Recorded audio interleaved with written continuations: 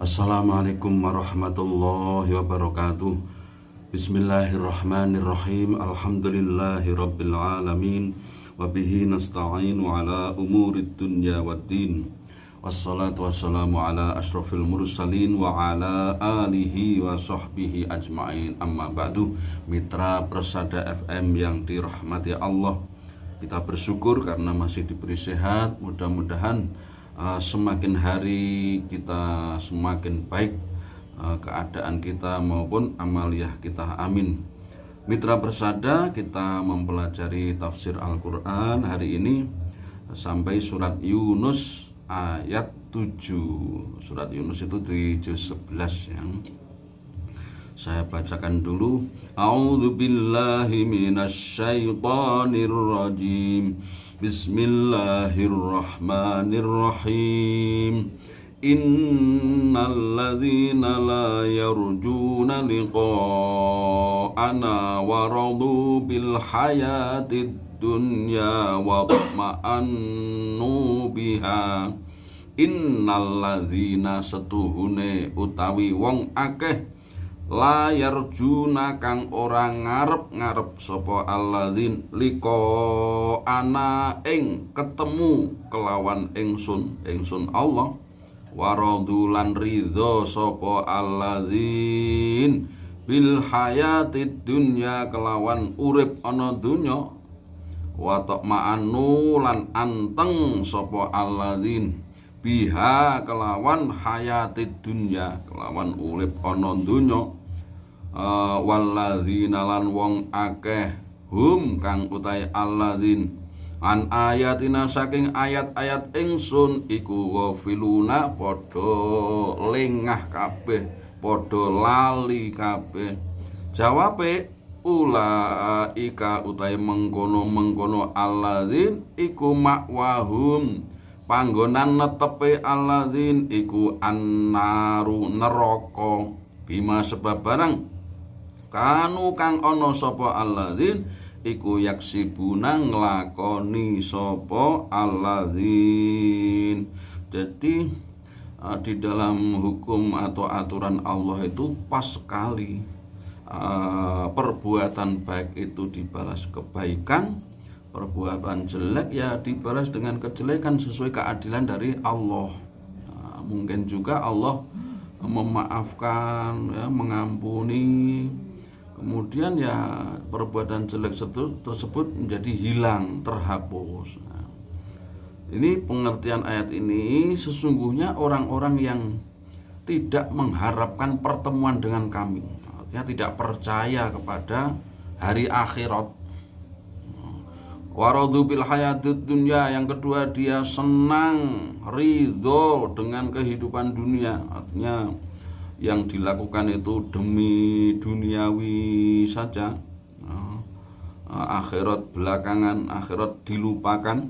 Wa ta'ma'annu bihalan, dia tenang, dia merasa senang, merasa enak dengan kehidupan dunia, dalam arti dia lupa dengan akhirat. Demikian juga orang-orang yang lengah atau lupa pada ayat-ayat Allah yang isinya peringatan, ada petunjuk, larangan gitu. Mereka ini tempatnya menetap nanti adalah di neraka. Berarti dia ini orang-orang yang tidak beriman. Orang yang kafir itu memang tidak ada tempatnya di surga. Namanya tidak percaya sama Allah yang menciptakan. Kalau orang beriman, berbuat salah, kemudian lupa tidak minta ampun, kemudian dihukum oleh Allah masuk neraka, tapi di kemudian hari dia akan di surga karena keimanannya. Jadi ada iman inilah, walaupun hanya sedikit sekali, maka terakhirnya dia di surga selama-lamanya. Ini adalah keyakinan ahlus sunnah wal jamaah, orang-orang yang ahlus sunnah wal jamaah. Jadi tidak sama dengan kaum khawarij. Pelaku dosa itu ya di neraka selama-lamanya, namanya berdosa. Kalau ahlus sunnah, kalau dia masih ada iman, percaya bahwa Allah itu ada gitu ya, rukun iman diterimanya, maka dia akhir-akhirnya itu masuk neraka. Kalau kita gimana cita-citanya? Cita-cita kita adalah dosa kita diampuni, kemudian kita dimasukkan surga Allah dengan rahmat Allah dan tidak perlu mampir ke neraka gitu. Amin. Jadi tidak usah, karena neraka itu bukan main panasnya ya. Kita di sebelah barat bumi, neraka di sebelah timur bumi. Ini tubuh kita ini meleleh saking panasnya, saking panasnya. Nah, ini adalah peringatan dari Allah Subhanahu wa taala.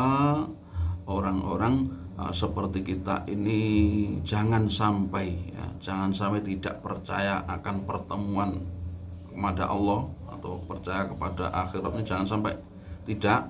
Kemudian kehidupan dunia ya sekedarnya. Jangan sampai ridho dengan segala yang ada, sampai yang salah-salah juga diikuti. Kemudian merasa tenang dengan kehidupan dunia sampai lupa akhirat. Nah, ini yang bahaya. Yang seperti ini yang tidak boleh. Tidak boleh. Kita di dunia kaya boleh, kita di dunia senang boleh, tetapi akhirat tidak dilupakan. Artinya amal-amal yang wajib itu tetap dikerjakan. Nah, itu berarti tidak tidak senang dengan dunia itu dengan 100%, hanya sebagian saja. Kemudian diterangkan oleh Allah pada ayat berikutnya itu orang-orang yang beriman. Tadi kan orang-orang yang kafir, orang-orang yang tidak percaya pada pertemuan dengan Allah, berarti tidak beriman pada hari kiamat. Nah, sekarang innalladzina setuhune utahe wong akeh amanu kang iman sapa alladzin wa amilu lan nglakoni sapa alladzin as-sholihati ing ngamal-ngamal saleh iku yahdi nuduhaken him ing alladzina amanu sapa rabbuhum pangerane alladzina amanu bi imanihim sebab imane alladzina amanu. Jadi potongan ayat ini itu memberi pengertian pada kita mitra persada bahwa keimanan kita dan amal baik kita itu mengantarkan kita mendapat petunjuk dari Allah. Makanya kalau kita beramal itu disuruh istiqomah, disuruh terus senang gitu ya, terus dilakukan tanpa henti. Karena apa? Petunjuk Allah di situ akan muncul gitu. Makanya istilah beranak. Karena senang melakukan kebaikan, akhirnya kepengen kebaikan yang lainnya, begitu. Ini buah dari keimanan dan amal solehnya. Allah akan menunjukkan, yahdihim rabbuhum. Allah akan menunjukkan dengan sebab keimanannya itu. Walladzina ihtadau zadahum huda wa atahum taqwahum. Dalam ayat lain itu, kalau orang-orang yang mencari petunjuk, maka akan ditambahi oleh Allah petunjuk itu. Walladzina jahadu fina lanahdiyannahum subulana. Orang-orang yang bersungguh-sungguh mencari ridho kami, mencari jalan kami, maka akan kami tunjukkan mereka itu. Lanahdiyannahum, sungguh akan kami tunjukkan beneran mereka itu. Jadi ada lam taukid, ada nun taukid, jadi kuat sangat. Allah berjanji orang yang sungguh-sungguh itu akan diberi petunjuk, subulana, jalan-jalan kami, ya jalan-jalan kebaikan. Maka tetapi kita tetap waspada, karena sebaik apapun kita, posisi kita sudah baik begitu, itu namanya penggoda, makhluk penggoda, setan, iblis selalu ngiting atau mengikuti kita, selalu berusaha terus, tidak pernah bosan, karena dia diberi waktu sampai hari kiamat. Maka sejak dahulu sampai hari kiamat mereka ini berusaha mencari teman ke neraka. Ini harus hati-hati ketika kita melakukan kebaikan, kita selesai sholat duha, selesai baca Al-Quran atau amal-amal baik lainnya gitu, jangan sampai membuat kita itu terlalu besar hati, terlalu bangga sampai sombong. Kalau bukan aku ndak bisa melakukan seperti ini, aku ini orang baik, ndak boleh. Karena di situ pun sudah ada godaan setan yang namanya takabur, sombong. Ini tidak boleh. Maka setan itu pintar sekali. Kita harus lebih pintar. Kita harus lebih pintar mengalahkannya. Dan bisa itu karena setan itu kemampuannya hanya mengajak, tidak bisa memaksa kita melakukan. Dia hanya mengajak. Kalau fastajabatum li, kalau kalian mengijabahi ajaanku, ya baru itu dia berhasil. Itu oleh Allah sudah difirmankan seperti itu. Sebenarnya manusia ini bisa mengalahkan setan. Setan pasti kalah istilahnya ya. Betul itu. Jadi kalau kita betul-betul menahan diri gitu ya, hati-hati, ini godaan setan ini, gitu, kita merasa begitu, maka kita akan aman. Tetapi sifat waspada seperti itu tidak hanya pada waktu habis melakukan kebaikan, nanti seterusnya terus waspada. Ini memang bukan main ya, manusia di dunia ini selalu diancam dengan gangguan setan. Inilah yang harus kita anggap sebagai yang paling bahaya bagi kehidupan kita. Kalau rezeki Allah sudah mengatur, kita yang penting berusaha akan dapat. Tapi kalau gangguan setan ini, kalau kita enggak benar-benar hati-hati, merasa biasa saja, kita bisa tergiur, terpedaya. Tajri mili mintahtihim saking ngisore alladzina amanu apa al anharu piro-piro kali fi jannatin naim ing dalem swarga-swarga atau taman-taman kenikmatan. Memang di sana tidak ada lagi panas, tidak ada dingin, tidak ada penyakit flu, panas, demam, penyakit gigi, pokoknya nggak ada. Adanya senang terus. Wa naza'na ma fi sudurihim min ghillin ikhwanan ala. Kami cabut dari mereka ini yang namanya sifat dengki. Jadi nggak ada dengki, nggak ada dengki orang lain. Kita ini kadang kalau di dunia ya, waduh sainganku, dengki, cari kekurangannya. Kalau di sana dicabut, wanazakna, oleh Allah dicabut min ghillin, itu sifat dengki, iri hati itu tidak ada. Yang ada senang saja, senang dan tidak pernah bosan. Kalau kita ini kan kalau sudah diberi kesenangannya, sudah dituruti, nanti sudah bosan lagi, pengen cari yang lain, bikin apa gitu kan. Ini di dunia memang seperti itu.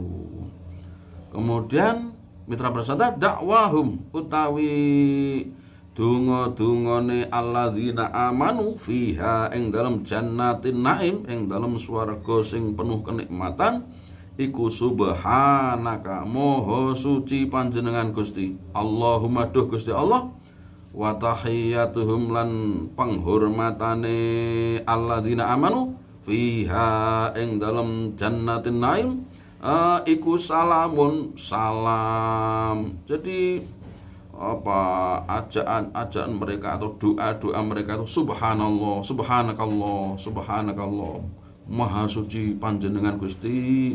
Maha suci itu artinya meniadakan kekurangan pada diri Allah Subhanahu wa taala.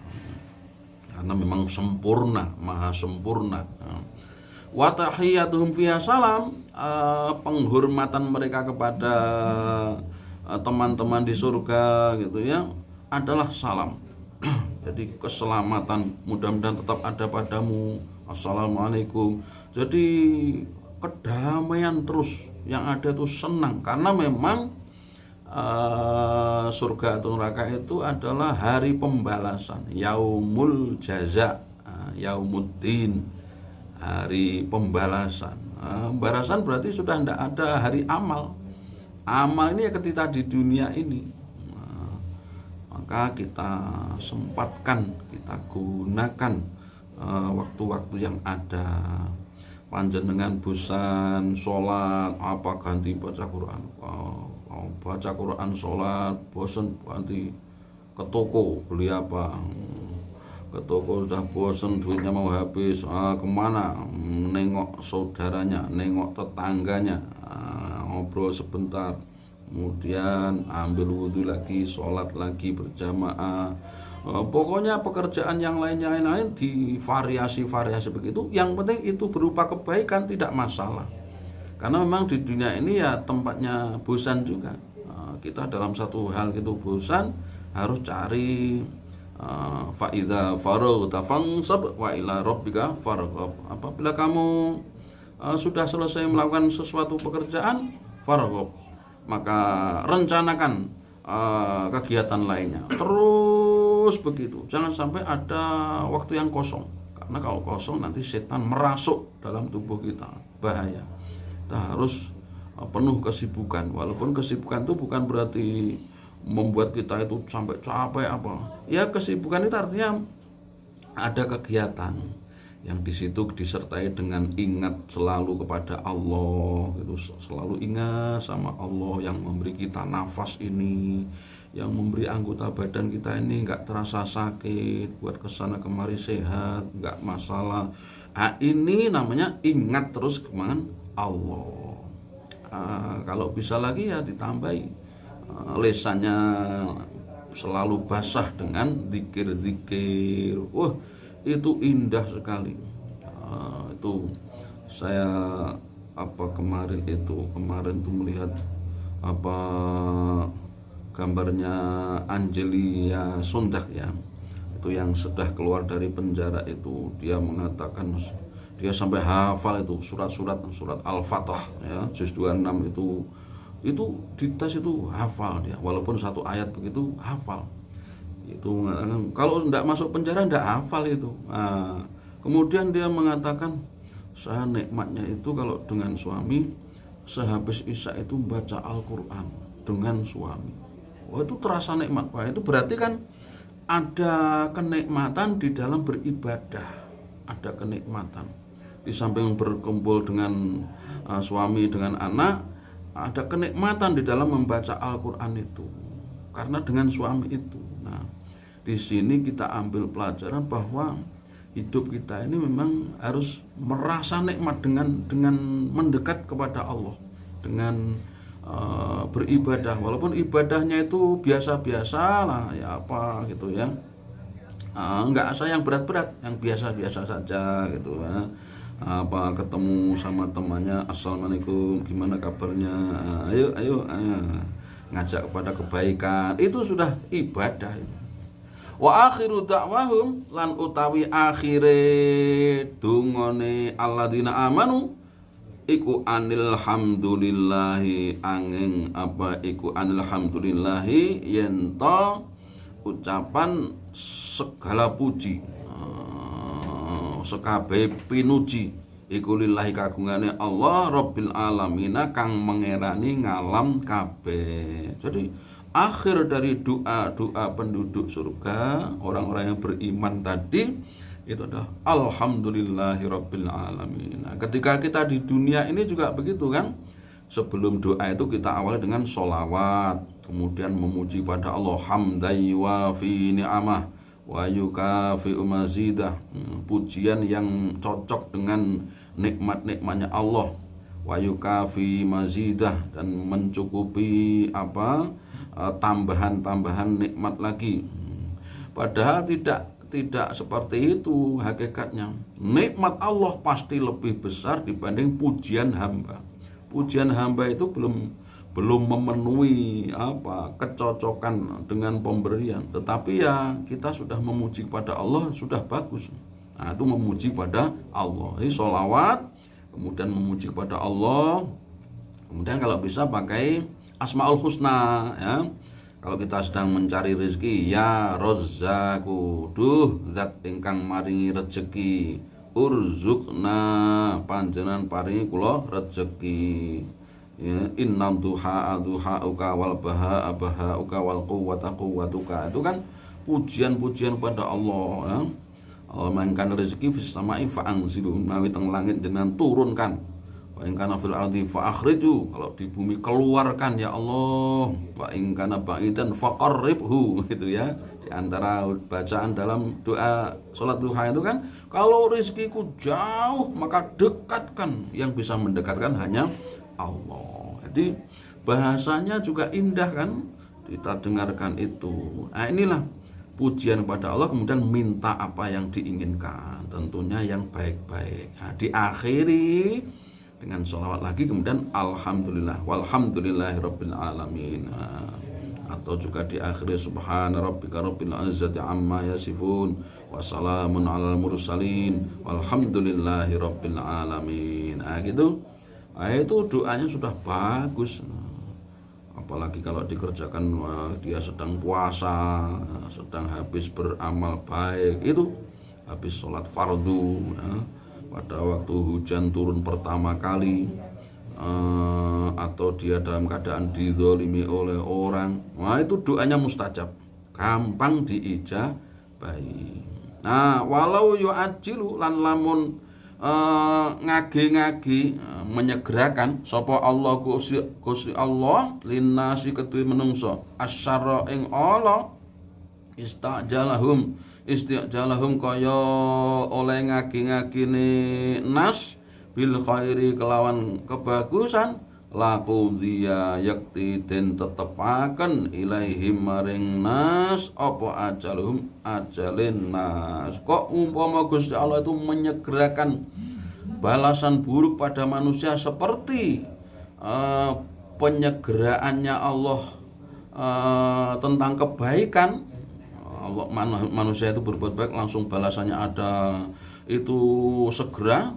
Kemudian kalau dia berbuat jelek juga segera disiksa begitu. Wah, itu bisa berhenti ajal, artinya bisa mati manusia ini. Karena apa? Kalau Allah itu sudah menyiksa, sudah menurunkan azab, itu tidak bisa ditolak lagi. Tidak ada yang bisa menolak. Nah, kalau sudah turun, karena Allah sudah memutuskan. Makanya doa itu bisa mencegah bala. Bisa ditolak dengan doa. Jadi azab itu bisa ditolak dengan doa. Maka perbanyaklah berdoa. Perbanyak. Entah pagi, entah siang, entah kapan pokoknya berdoa. Allah senang. Bukan begitu, itu kan manusia. Tapi Allah senang. Kita minta sebentar-sebentar minta, sebentar-sebentar. Itu senangnya bukan air. Allah akan senang sekali. Karena memang Allah yang punya dan tidak habis, tidak akan habis. Habis dikasih uang banyak, minta lagi, dikasih lagi, nggak akan kurang apa yang ada pada Allah. Fanadzarul ladzina mongko utawi nazar. Jadi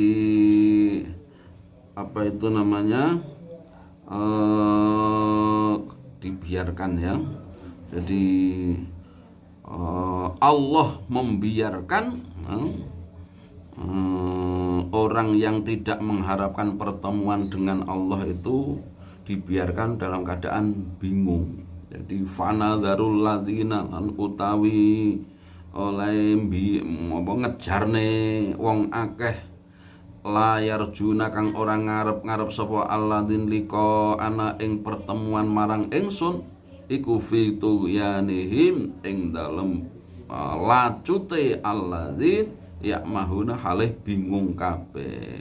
Jadi kalau orang tidak pengen bertemu dengan Allah berarti tidak beriman kepada hari kiamat, maka akan dibuat bingung. Maka kita lihat orang-orang di dunia ini, dia yang tidak pernah beribadah itu kan rezekinya compang-camping, terus untuk bertengkar, terus ada saja masalah. Tidak merasa bahwa itu adalah hasil dari perbuatannya, karena tidak ada iman. Tapi kalau orang beriman itu punya masalah, dia menghadapinya dengan baik, tidak sampai keluar kalimat-kalimat yang menyakitkan atau kalimat yang dianggap dosa, ya. Tetap kalimatnya itu lurus, bagus, ada pahalanya, ada kalimat yang mendatangkan pahala. Nah, itu kalau orang beriman begitu. Tapi kalau tidak ada keimanan, sampai miso, sampai rezeki ya sudah berdosa berkali-kali ditambahi lagi, ya. Syukur tidak ada lagi di situ, tidak ada syukurnya, tidak ada ingat pada Allah yang beri dia nafas, yang beri dia kaki bisa berjalan, yang beri dia motor yang bisa berjalan, karena dia beri rezeki untuk beli bensin. Tidak merasa bahwa Allah hadir di situ memberi rezeki pada mereka, walaupun tidak mungkin menurut dia kurang. Tapi ini karena buah dari tidak ada beriman, kalimatnya itu enggak karuan. Maka di sini mitra persada, kita yang beriman ini beruntung, ya, beruntung sekali. Apalagi kalau kita diberi oleh Allah kemuliaan di dunia ini, sudah beriman, kemudian kita diberi kemuliaan, wah itu sudah rezeki yang sangat banyak. Misalnya kita miskin pun, yang penting masih ada iman, wah itu sudah membuat kita selamat, ya, Karena pada zaman Nabi itu seperti Ali bin Abi Thalib, Abdurrahman bin Auf itu biasa. Dia itu hidup itu kalau malam itu masih ada harta di dirinya, nggak bisa tidur. Bingung ini mau dikasih ke siapa. Ini kalau belum dikasihkan ke orang lain, belum habis di rumahnya, nggak bisa tidur. Bayangkan itu, orang-orang yang baik seperti itu. Nah kita kalau nggak ada uang malah nggak bisa tidur, ya. Sebaliknya. Tapi boleh kita mempunyai harta buat persiapan kan, buat kebutuhan anak atau istri atau kebutuhan apalah, boleh saja. Yang penting jangan sampai hak-haknya harta itu tidak ditunaikan seperti zakat, ya. Harus zakat itu kan milik orang lain sebenarnya, bukan harta kita. Kita tunaikan, kita berikan. Insya Allah akan membuat kita selamat. Tapi nanti akan ditanya, harta itu akan ditanya juga untuk apa begitu. Asalnya dari halal atau haram itu ditanya. Walaupun Allah sudah tahu, tetapi ditanya untuk membuat manusia takut betul. Ini namanya hisab atau penghitungan amal. Mitra persada, mudah-mudahan Allah memberi kemuliaan pada kita, memberi kemudahan pada kita, dan membuat kita selalu sehat walafiat. Amin. Kurang lebihnya mohon maaf. Wassalamualaikum warahmatullahi wabarakatuh.